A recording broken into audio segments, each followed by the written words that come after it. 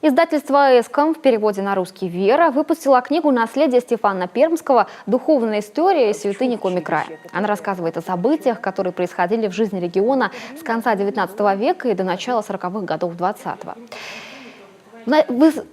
В издании вошли очерки о видных духовных деятелях, чья судьба была связана с нашей республикой. Отдельного упоминания заслуживает история священной дружины. Так называли группу из 13 священников и мирян, которые были расстреляны в сентябре 1937 года.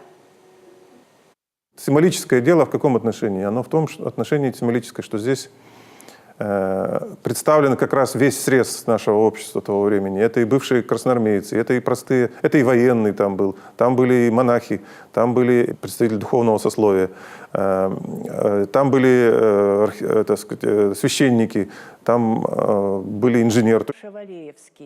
Книга будет интересна школьникам, студентам и всем, кто изучает духовную историю нашего северного региона. Она является продолжением вышедшего несколько лет назад издания «Земля» Стефана Пермского.